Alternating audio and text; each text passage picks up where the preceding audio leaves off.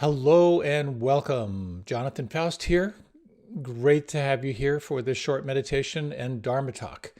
It is September and I am still on Cape Cod and I am cold, so I'm kind of wrapped up here. I hope you are doing well. Before we launch, just a few things. First of all, a big thank you to our mindful movement leader, to Rita. And I just want to thank both Anna and Lynn, who have been mindful movement leaders for years for this class. And circumstances have taken them away. Big thank you to you. You can find more about what they're leading by looking online. They are still both teaching. But for now, Rita will be our primary mindful movement leader. So thank you, Rita. Also, to let you know that for mindful dialogue, which traditionally happens after the class, that will begin again in October with Ray Manioki and Tara Cassidy. So a big thank you to our producers, to Glenn Harrison and Leo Gimo. Thank you so much for all you do. It takes a lot to get this thing out there. Also, a thank you to the Insight Meditation Community of Washington for streaming and supporting the class. A shout out to my friends at the Unitarian Universalist Church of Arlington. Check out there is a meditation offering you can find on my website. That's really cool. So let's see. This is also offered freely, as I tell you every time. It's here to make sure no one is denied access, anyone who's interested in these practices and teachings. So it's just put out there for free, and thank you for your support, because it really, truly couldn't happen without your support. So feel free to make a donation if you feel called, my website, my Facebook page, and all that good stuff. There's a newsletter to support you in your practice. You can sign up for that on my website, jonathanfaust.com. And I think that's it. We're going to start with a short meditation, and then we're going to launch into this talk. And the meditation will have a couple themes that'll help to prepare you for this talk, which is around desire and the freedom that comes in relationship to your desires. So with that, feel free to stretch, to move your body in any way that feels good. Prepare yourself for this next brief yet short meditation. You might like to close your eyes and take just a few moments to sense what's present. And you may notice that what's present shows up in a couple different levels. One is the level of sensation. Notice the sounds, the air touching your skin. Are there any particular smells that you can notice? Is there a sense of the light beyond your closed eyes?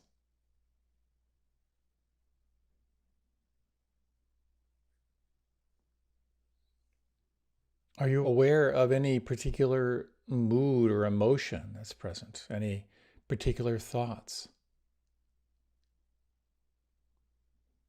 You may notice as well that there's perhaps even a particular state of awareness that's here. All of these different elements, sensations, emotions, thoughts, states, they all come and go. And yet, what is it that is aware of all this change? Can you sense for a moment what some call taking the seat of the witness? Who you are as the observer of anything and everything that can change. And with that, you might take a few moments as a way of calling yourself present. Slow down your breath. If you like, you might inhale slowly to the count of 4 or 5. And then exhale slowly to the count of 4 or 5. And for the next little while, match the length of the in-breath with the length of the out-breath, with the breath slow and smooth.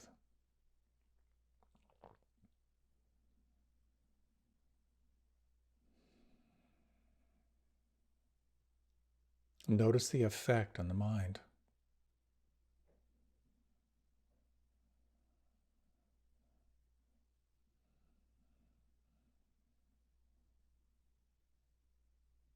Notice how when you actually experience the breath, your mind is called inward.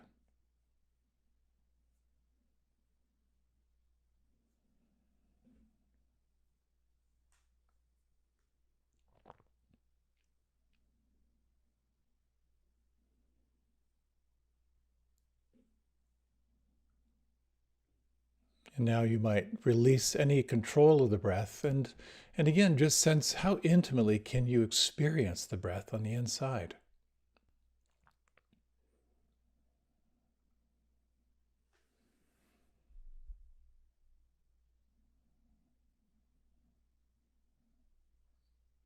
This gathering of attention comes through the intimate experience of here and now. And you might just sense right now. Could you relax your tongue and the lips?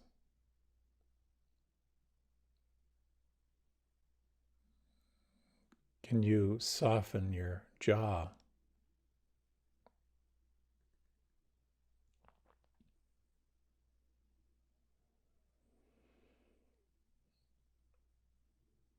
Is it possible to soften the muscles of the face? Feel your face expressionless.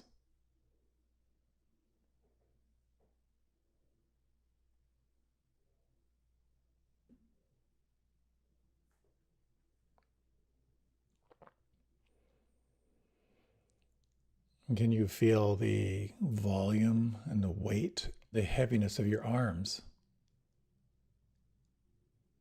Imagine the arms like heavy drapes hanging from the shoulders.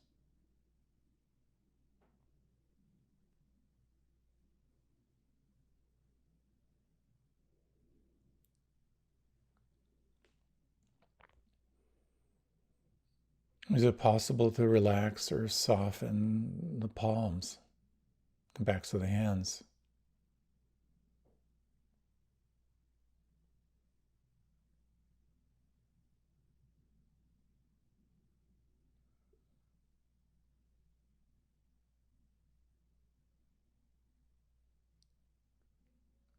If you draw your attention to your belly, just a little below your navel, in toward the center of your belly, how intimately can you relax and feel the subtlety of movement here?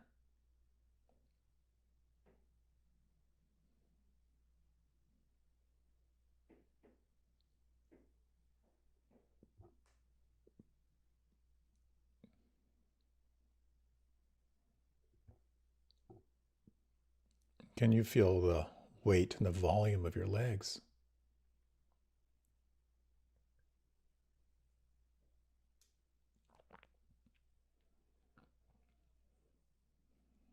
And the soles of your feet and your heels?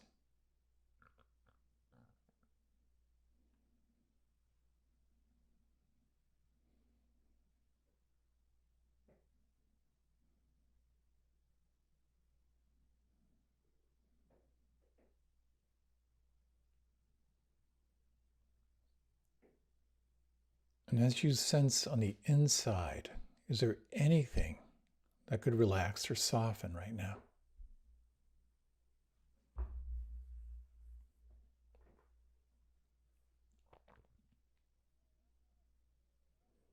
And you might now, in this classical practice, draw your attention to an anchor of your choosing, to the movement of the breath, or to the sounds, or maybe to the feeling in the palms. And for the next few minutes, explore what it's like to experience the here and now on the inside, here at the point of your anchor. The flow of breath, the vibration of sound, or the feeling tone in the palms.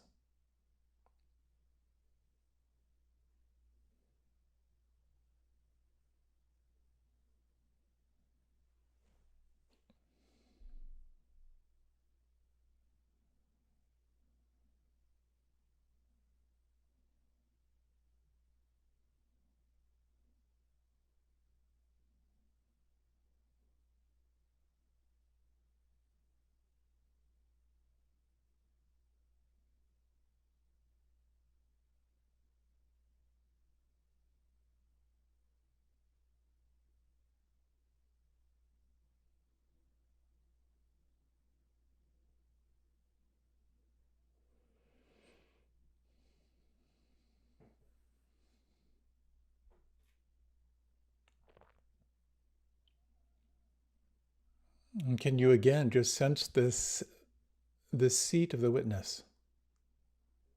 And you might explore both the anchor in the foreground of your attention, but also widening your attention to the awareness of the background, of everything that's moving and changing.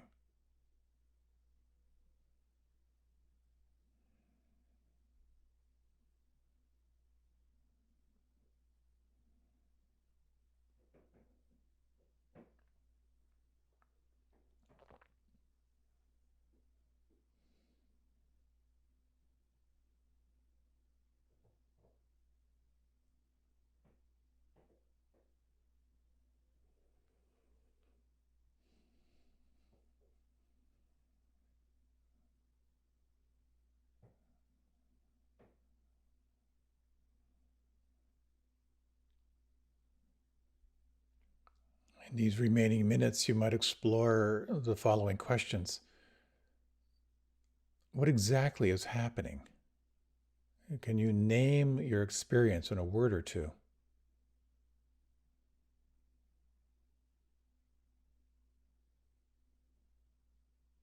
And can you let it be?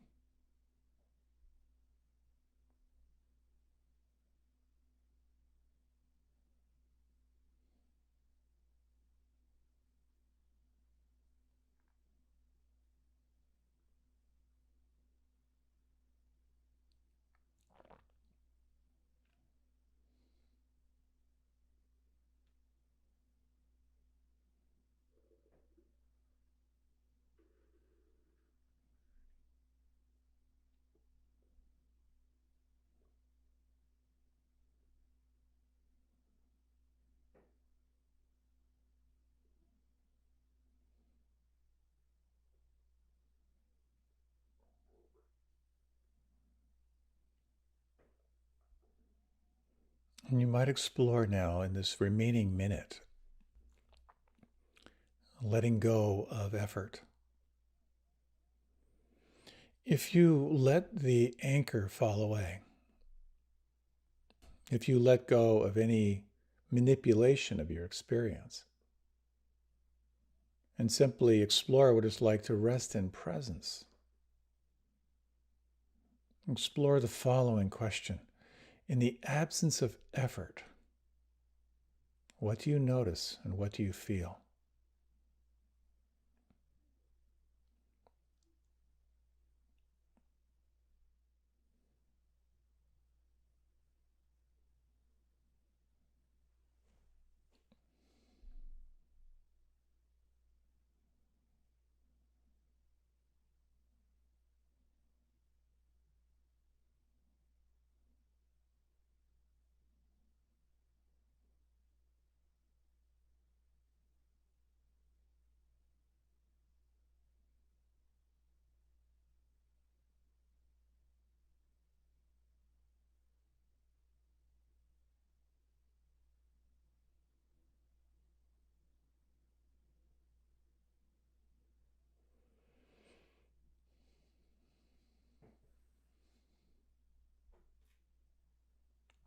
You might slowly now begin to deepen your breath. Let your body begin to move and shift as you explore transitioning from meditation.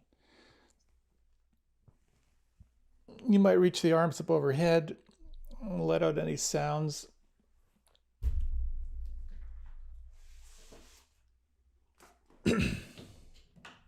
Take all the time you need.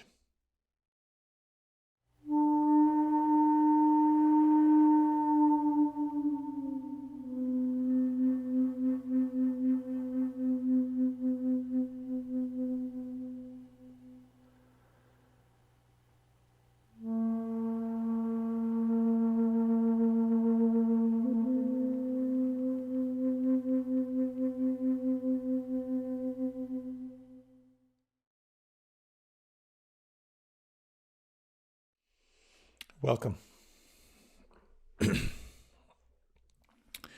One of the great joys of my life is photography. I got the bug really, really early when I was just a kid, and have really enjoyed the whole thing of photography. I was deeply into it all through high school, all through college. I actually made some money doing photography for a while. There's something about the practice of photography that I love, trying to share the moment, sharing the details of the moment, trying to convey the emotion of what's there. It's just been great for me. And as over the last, more than 15 years now, I've been living kind of on the edge of the Potomac River. I've done a lot of photography of wildlife, landscape, that sort of thing. And the thing I noticed in shooting photography every day was how beautiful the movements are in nature. The movement of water, the movement of animals, the movement of all clouds, all that. And I thought, gosh, it'd be really kind of cool to explore video. And so in my geeky, obsessive mind, I started exploring shooting video and best way to shoot it and all that stuff. As much as I love kind of capturing a moment in stillness, capturing a moment in video was very, very compelling to me. So I got a bunch of video stuff, video equipment, and I realized it's so complicated. It's a whole other medium. It requires so much more understanding and storytelling through movement. And I realized that desire to kind of share the experience and my whole fantasy around getting into video wasn't really a match for me.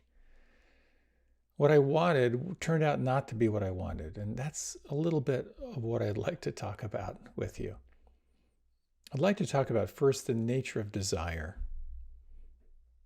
and then to talk about the nature of reality, and then exploring the question, which is so, so critical: what do you really, really, really, really want?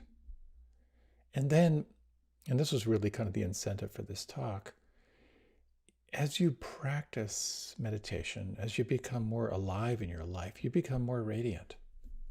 And as you become more radiant, more possibilities open up for you. And as more possibilities open up for you, it becomes ever more important to keep clarifying what's most important in your life, because it's more and more easy to get distracted by shiny things. So the nature of desire is what drives life. And the classical story is Odysseus in the hero's journey and his relationship to the sirens. And the goddess Circe said, we must avoid the voices of the otherworldly sirens, steer past their flowery meadow. And so early on in the saga of Odysseus, he and his crew had to sail past the island of the sirens. And what happened for everyone was they were so entranced by the songs of the sirens that they stopped their journey. And so what he did, as you most probably know, is he had his crew fill their ears with beeswax so they couldn't hear. And he had them tie him to the mast. And whatever he said, they were not to respond. So he was forced into hearing the songs of the sirens, which was a trial. And that is such a really wonderful metaphor, because meditation, of course, is a perfect analogy for lashing yourself to the mast and listening to the songs of the sirens, listening to the voice of the past and the present. When you bring yourself into the here and now and lash yourself to the mast of the present moment, you'll notice how the mind is entranced by the past, entranced by the future, either through desire or through fear, by this constant wanting. the more you can stay lashed to the mast, the more you get to see the play of the voices of the sirens, the voices of the mind. And maybe you've had that experience. I've sat a fair number of retreats where I'm on a meditation retreat, or I'm just meditating, and I'm lashing myself to the mast at the present moment. And then I'm aware of the voice of the siren. I'm aware that I'm utterly lost in fantasy. But I decide to kind of stay with the fantasy because it's so enjoyable. That's life. We do the same thing. And no doubt you have had times where you have lashed yourself to the mast. Times when you're working toward a goal, working toward a degree, working to complete a project, where you are saying to yourself, I will not pursue these distractions because this is too important. I am delaying gratification for this. And that experience of delaying gratification for what you want can be incredibly rewarding. It's all about impulse control, delaying gratification for something that you want. So the nature of the mind is to simply want. The nature of the mind is desire, more and more in ever increasing quantities forever and ever. Coming from a life of privilege where I pretty much got to do what I wanted and have what I wanted, it didn't really hit me until I had the experience in the Peace Corps of living in an incredibly impoverished country where I got to see people who had very, very little. And I could see people who were barefoot wanted shoes. People who had shoes wanted a bike. People who had a bike wanted a moped. People who had a moped wanted a motorcycle. People who wanted a car, had a motorcycle wanted a car. And they wanted a nicer car. No different around the entire planet. This is the nature of the human mind. We want more. We desire. And it's this desire, as it has been said, that puts into effect the whole wheel of karma, the whole wheel of cause and effect. If you've ever seen the little displays that the Hare Krishnas have, and I don't know if they display it anymore, but I remember seeing it once, where they show the life of a human, of coming into form, being born, being young, having full of passion, full of expression, getting older, having regret, and death. And this whole wheel of karma is based on this concept of what you could call becoming. You are becoming something other than who you think you are. And the question becomes, how do you get off the wheel? How do you get off this cycle of being driven by desire? And of course, what this means is we have to look at the nature of reality itself. And reality is nature, the law of nature. And I have to say, I'm kind of unspeakably lucky in that I have had the good fortune to be pretty immersed in nature. I grew up on a farm. I've always had access to nature. And I consciously spend a lot of time in the elements, a lot of time on water, either on the river or on the ocean or on bays. And the thing that I've observed about nature, and the thing I have to say, part of the joy in nature is sort of testing your edges. And so, I love being in dicey situations, being in whitewater and long distance swimming, stuff like that. The thing I've learned about nature is it doesn't particularly like me. It doesn't dislike me either. You're in this world when you're in nature that it just is. And I love the rush of challenging myself, paddling across a fast-moving river, navigating rocks, swimming long distances, playing in the waves. We have this illusion of beating nature when we don't die. But that's really an illusion.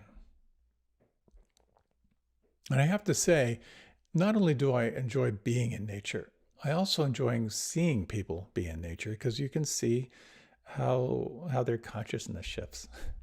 I've done this imitation of people at the beach. When you see people lined up on the beach, here it is. Just those big horizons, seeing fishermen, just that sense of they're staring at their pole, but they're also relaxed, open awareness. Nature is reality. It connects you with reality. And so nature it's hostile and it's not hostile. And what I've noticed, and this is such a cool thing, when we're out in nature, obviously the alarm bells are running, don't die, don't die, don't die. But when you can relax in nature, you begin to see the beauty. And this is my whole thing with photography and nature. And when you relax and you open your awareness, the low golden light on the water, watching a bird hunting for food, the cloud formations, the smells, this kind of present moment here and now, this is it. So powerful. In Ayurveda, this ancient science of healing, one of the most profound practices is to connect with nature. To simply be in nature and feel your whole nervous system kind of get a reset. Dr. Huberman, neurologist, professor at Stanford, says one of the most important things to do is to get sunlight on your eyes right away when you wake up. Connect with the natural light, and it'll reset your whole nervous system. So there's this very interesting dance in nature. When you're out there, you're kind of like testing yourself. Obviously, you are scanning for danger because that's the nature of reality. As they say, if you close your eyes in the jungle, you'll be something else's lunch. But when you can relax in nature, when you open up into the present moment, suddenly the beauty of nature, the beauty of here and now can be sometimes overwhelming. And it really brings up this question. Who are you without desire? Who are you without wanting? So if you would, let's do a little Zen Pop Quiz. If you can close your eyes for a moment, and if you would, take 3 slow breaths. Relax on the out breath.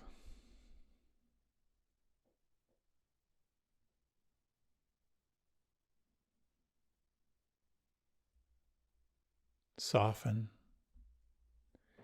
And let yourself contemplate the following question.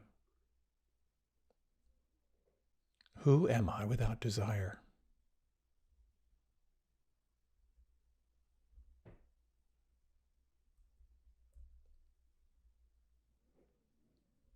And if you could remain with your eyes closed, I'd like to take you on a little journey of the jhanas, which are the kind of the deeper states of consciousness that can arise through this doorway of desirelessness. You may notice a quality of what's described sometimes as an upwelling of just kind of the sensations that are here, the pleasant sensations that may or may not arise as you explore desirelessness.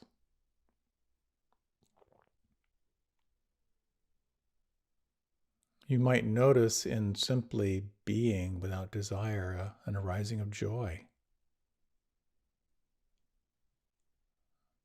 a quality of contentment, of peacefulness.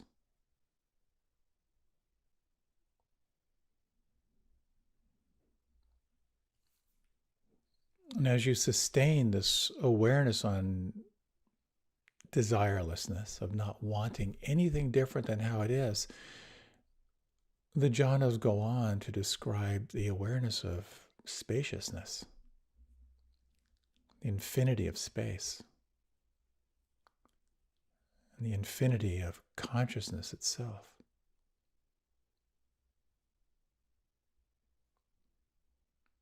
In this vastness of being, the sense of separation falls away, opening into this sense of oneness where there's neither perception nor non-perception, just presence itself.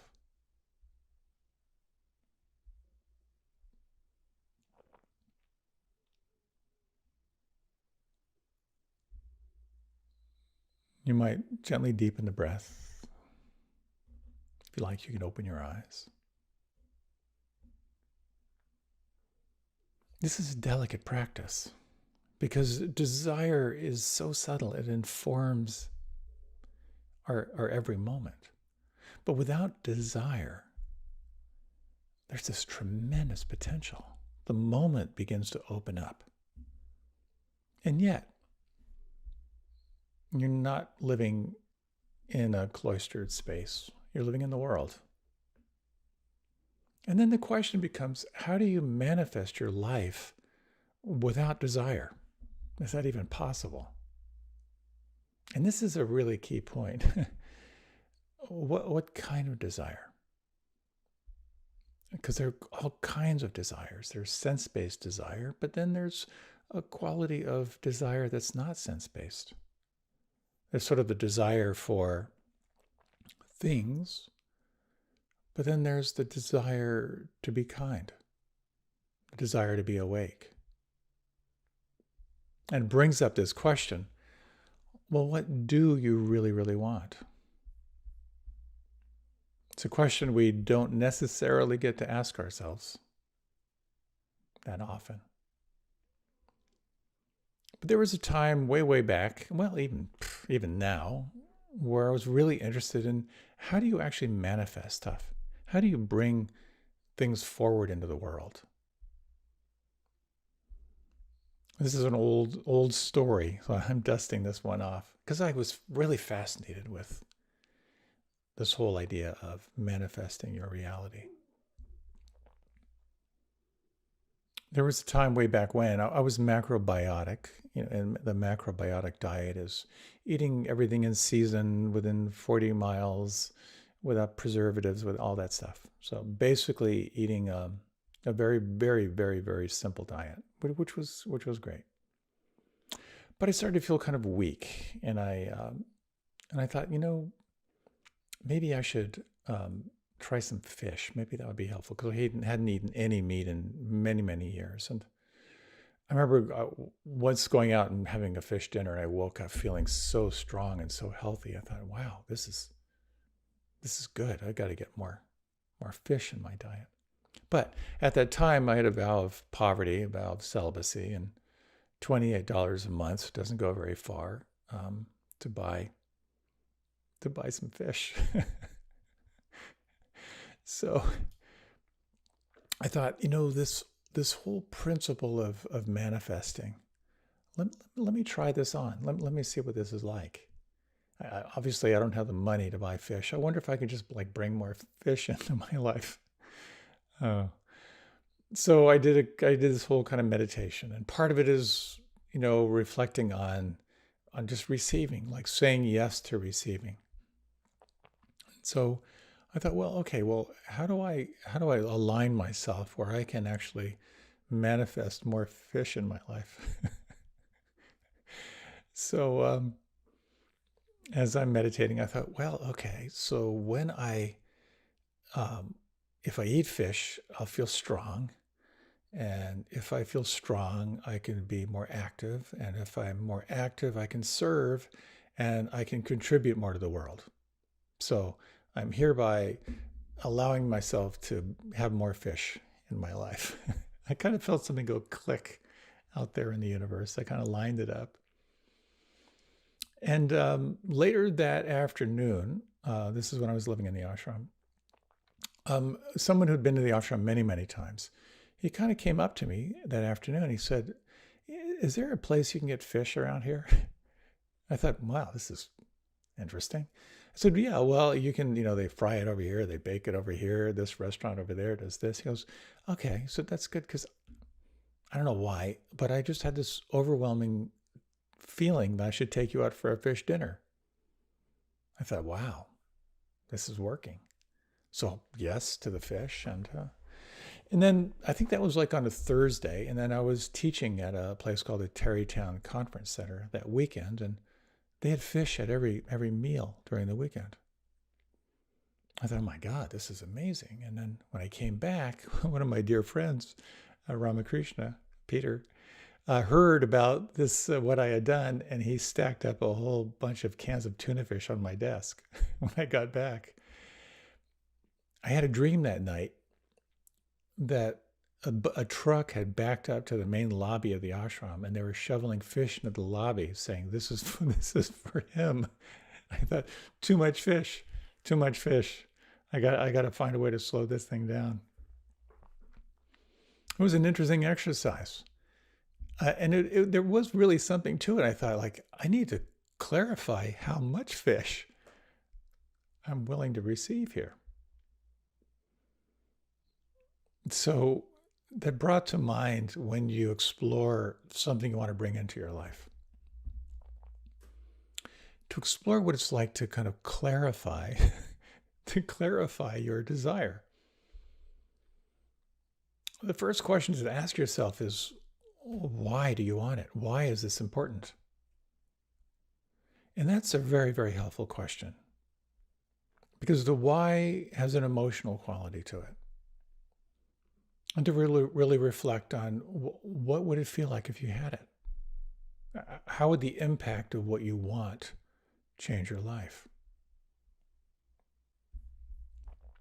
Another question to really ask yourself is, well, what has kept you from having it? What's between you and having it right now? And then to ask yourself, if you were presented with this, could you actually say yes to it? Could you actually receive it? This was part of the art of manifestation.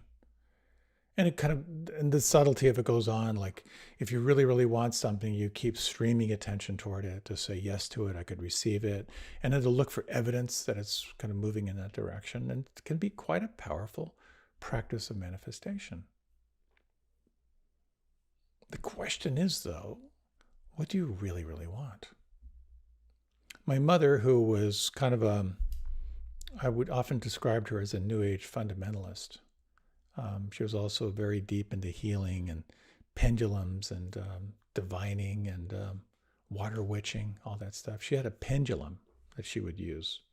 If you've ever seen this, was pretty popular way back when, where you hold the pendulum, and the pendulum, if it goes to the right, it's a yes. If it goes to the left, it's right. Goes to the right, it's a no. If it goes back and forth, it's a maybe. And so many people would use this for their diet. You kind of ask your body, is this a yes? Is this a no? And then how much? So she was really, really into this. And she would use it for choosing what she would eat and all that kind of stuff. And then I realized that her pendulum never told her not to buy something. Some kind of bias was sort of slipping in there. This idea of manifesting what you want is tricky business. Because the nature of the mind is to want. So the question becomes, again, what do you really want? And moving from physical things is moving into the desire to be kind, the desire to be awake, the desire to be of service. Those are what we could call more maybe elevated desires.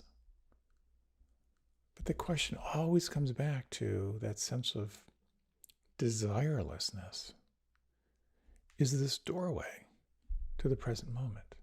And how do you navigate the balance between wanting your life to happen, making your life happen, and letting your life happen? So there are three famous curses you've probably heard. The first is, may you live in interesting times. The second curse is, may you be recognized by powerful people. And the third curse, may you get what you want. Now, of course, may you live in interesting times, on the one hand, is like, well, how engaging. But interesting times are quite often times of turmoil, times of incredible turbulence, times of incredible upheaval. May you be recognized by powerful people. Well, in a sense, yes, the desire to be known, the desire to be seen. But also in that recognition, you can have a target on your back. You can attract hostility from those who feel threatened or jealous. You can turn into a source of manipulation, of people wanting to control you. And the third curse of, may you get what you want, it sounds good, but the question is this what you really want? More money is often tied into more complexity. Being rock star famous means you got to deal with a lot of stuff. Attracting a specific partner or person in your life after the emotions fade, is the interest still there? Wanting to shoot video, are you prepared for the complexity that comes with that? And so there are those who say, if you're lucky, you won't get what you want. And those who say, if you aim too low and you get what you want, you'll miss from what's possible from aiming higher. If you aim for sense, pleasure, satisfaction, you might miss the pleasure that comes from what lies beyond satisfying your senses.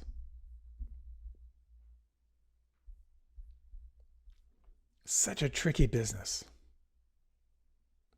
So the other thing I want to share with you, because if you practice meditation, you may notice that you feel better. Of course, there's the joke. You feel your sadness better, you feel your joy, but you feel your depression better, but you also feel joy better. You feel compassion, you feel empathy better, you feel presence better, you feel creativity better. And you may find the more you practice, the more you begin to cultivate a radiant mind and a radiant heart and a more radiant body.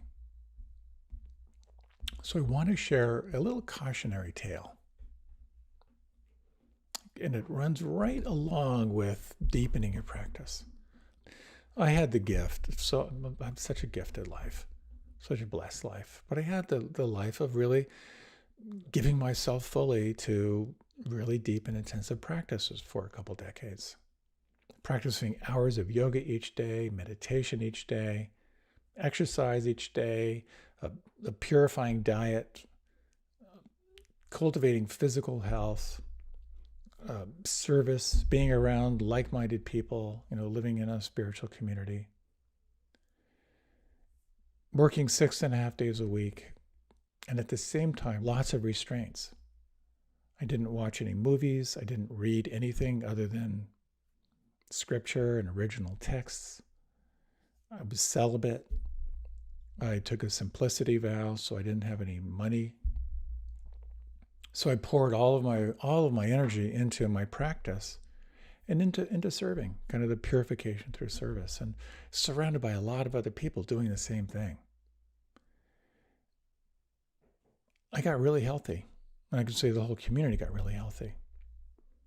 And in that practice, a radiance begins to arise. And according to kind of the yogic lore, if you know the expressions of saints where they have the halo around their head, the white light around their head.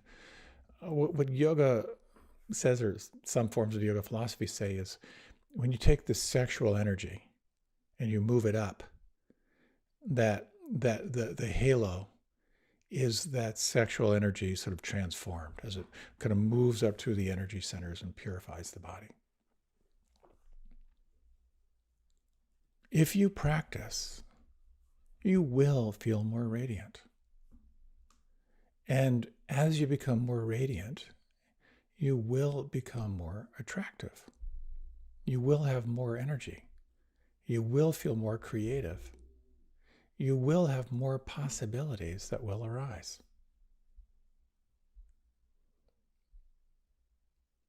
And the question is, as you build energy, as you build that radiance, do you spend it or do you invest it?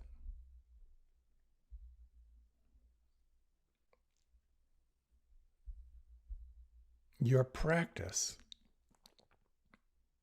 inevitably will purify you. And I love the analogy of the energy that you're building. It's kind of like a checking account. You keep adding to it. And then you can write checks against that money, or you can reinvest it. So the more radiant you become, the more complex your life can get. The more people will want to engage with you. The more options you'll have. The more shiny things are going to be dangled in front of you. And this is where it's so important to continue to refine what's most important and to keep giving yourself to that. I've just noticed for myself, and I've certainly noticed for a lot of other people, that temptation becomes much more alive when you have energy, when you have options. Back to the kind of that yogic model of sort of transforming that energy. It's like you're riding an elevator. This is sort of the analogy when you're practicing celibacy, which I am no longer practicing, although I'm grateful I did. It's like riding an elevator. You can get off the elevator at any time. But if you can stay focused on what's most important, what you may find is the more you can lash yourself to the mast and remember your journey, remember the why you are here and what you are here for, that those voices of the sirens, all those shiny things that will call your attention away from the here and now, you'll continue to strengthen. And it's this curious thing. The more you practice, the more you will develop not only the radiance, but you'll develop that witness, the capacity to observe without preference. And at the same time, you are unwinding all the old tensions that hold you back from being fully alive. It's in many ways why those who practice deeply are inevitably drawn to cloister themselves. And so the question becomes, how do you practice in the world? That's a question only you can really answer for yourself. But I wanted to share this because desire is what runs the entire show. If you don't have impulse control, you simply become a reaction machine where you're just simply distracted by the shiny things. When you can pause and you can begin to develop this capacity to be present, to be the witness of all those desires, and to develop your capacity to sense, even if just for moments, who you are without desire, another world begins to open up. There's an interesting question with just a few minutes left. If you like, you can close your eyes. And you might, again, take 3 slow, deep breaths. If you were guaranteed absolute success in anything you chose, what would you choose to do?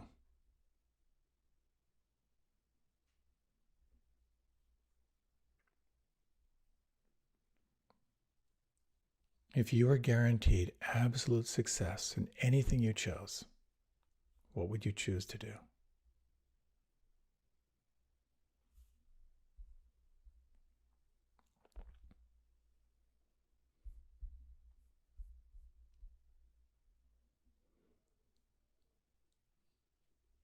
This question has been described by some wonderful teachers and wonderful traditions as a question that will peel away everything you're not.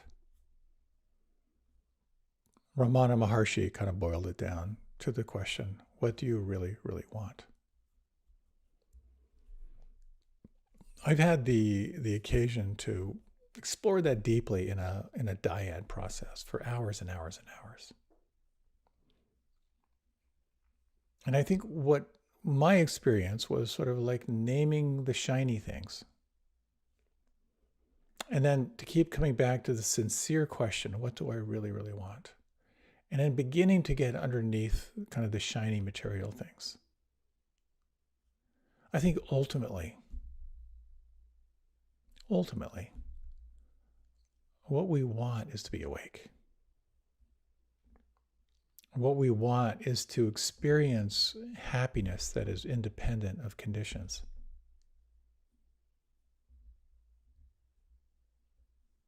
Oscar Wilde wrote this many years ago. He said, in this world, there are only 2 tragedies. One is not getting what one wants, and the other is getting it. The last is much the worst. The last is a real tragedy.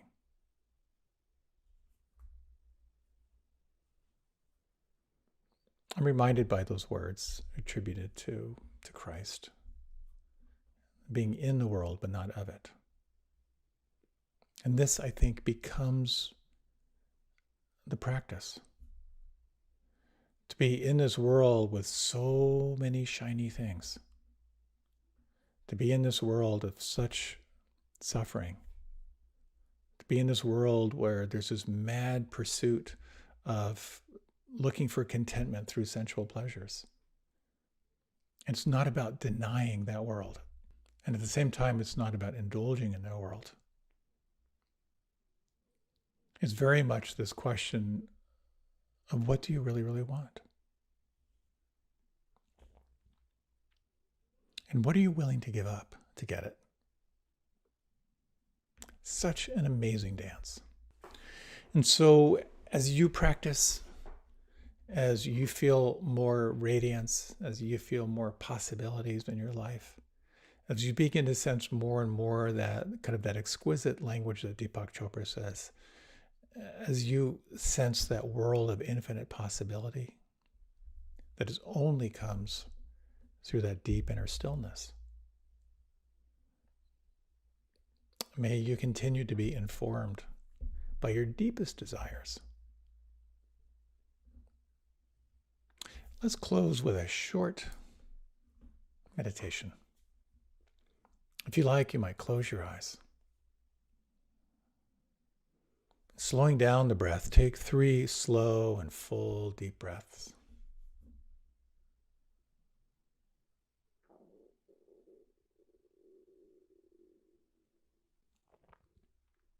And can you imagine, just in these next few moments, this moment, without adding anything or taking anything away,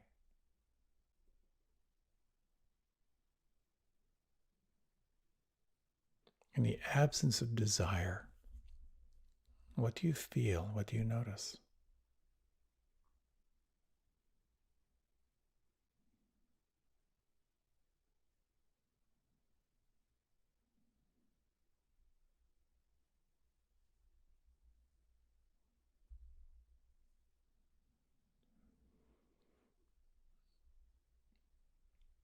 letting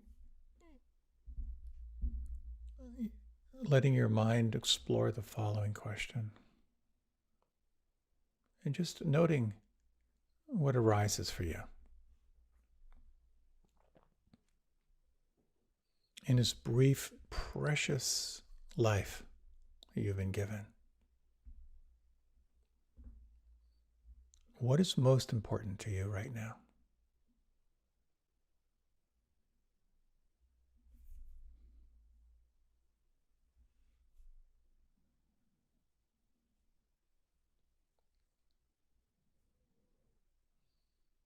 And is it possible that that which you most want is already here?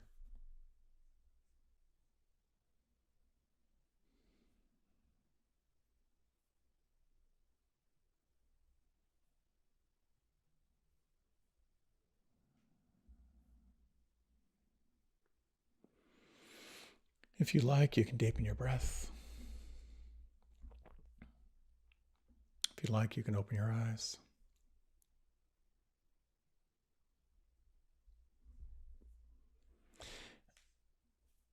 As we are not living in caves, but living in the world, it falls on each of us to pause, to kind of remember what it's like to tie yourself to the mast, to be aware of all the different voices and the different songs that will call you away from yourself. And to ask yourself from time to time with great sincerity, what is most important? What do I most want to remember today? I hope you have found this helpful. And as you explore and experience more radiance, may you be guided by that inner sense of knowing. Thank you so much for your time and your attention. Many, many blessings in your practice and in everything you are called to do. I look forward to being with you again.